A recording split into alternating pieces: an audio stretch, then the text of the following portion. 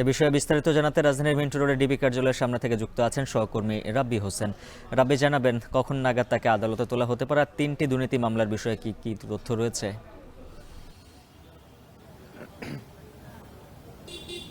উজ্জ্বল, বহুল আলোচিত ছাগলকাণ্ডে এনবিআরের সাবেক কর্মকর্তা মতিউর রহমান ও তার প্রথম স্ত্রী লায়লা কানিজকে বসুন্ধরা থেকে গ্রেপ্তার করেছে ডিবি পুলিশ। তার বিরুদ্ধে তিনটি দুদকের মামলা রয়েছে। এর আগে আমরা দেখেছি 2004, 2008, 2013, 2021 সালে তার যে এই অবৈধ সম্পদ অর্জনের যে দুর্নীতির অনুসন্ধান সেটি আসলে করেছিলেন দুদক, যদিও সেটি আসলে আলোর মুখ দেখেনি।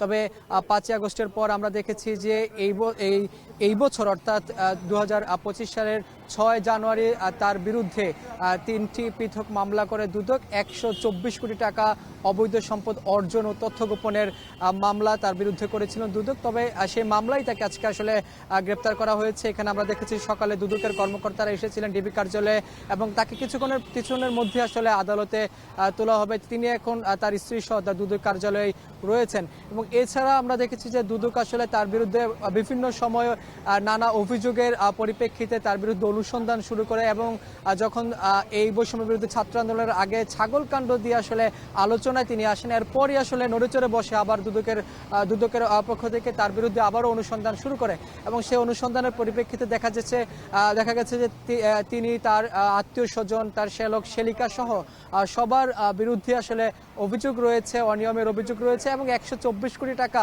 তিনি জ্ঞাত আয় সম্পদ বহির্ভূত অর্জন করেছেন, সেটি গোপন করেছেন। সেই অনুযায়ী তার বিরুদ্ধে আসলে পৃথক মামলা দায়ের করেছিলেন দুদক। সেই মামলার পরিপ্রেক্ষিতে কিন্তু তাকে আজকে এখানে গতকালকে গ্রেপ্তার করা হয়েছে রাতে এবং আজকে তাকে আদালতে তোলা হবে এবং তার বিরুদ্ধে যেহেতু অনিয়ম রয়েছে, দুর্নীতি রয়েছে, সেই কারণে আসলে তাকে এনবিআর থেকে সরিয়ে দেওয়া হয়েছিল। এনবিআর থেকে সরিয়ে দেওয়ার পরেও কিন্তু তিনি তার আলোচনায় আসলে থামেনি, কেন্দ্রে রয়েছেন তিনি আলোচনায়। তবে দুদকের আমরা দেখেছি যে বিভিন্ন মামলায় তার বিরুদ্ধে যে অভিযোগগুলো রয়েছে, তিনি আসলে তার শ্যালক শ্যালিকার নামে বেনামে অনেক সম্পদ গড়েছেন এবং তার দায়িত্ব থাকা অবস্থায় তিনি আসলে দুর্নীতিতে জর্জরিত হয়েছেন, দুর্নীতিতে জড়িয়েছেন।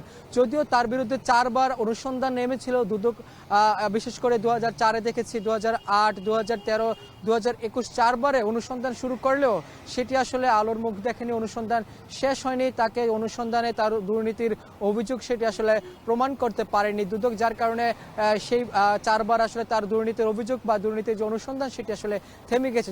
যেহেতু তাকে গ্রেপ্তার করা হয়েছে দুদকের মামলায় তার বিরুদ্ধে রয়েছে তিনটি, তাকে কিছুক্ষণের মধ্যে আদালতে তোলা হবে। পরবর্তীতে আরো বিস্তারিত আসলে জানা যাবে যে দুদকের পাবলিক প্রসিকিউটররা কি, তারা আসলে কোন কোন বিষয়গুলো আদালতের কাছে তুলে ধরেন বা কোন কোন বিষয়গুলো আরো সামনে নিয়ে আসেন। এই ছিল আমার কাছে সবশেষ খবর। ডিবি কার্যালয়ের সামনে থেকে যুক্ত ছিলেন সহকর্মী রাব্বি হোসেন।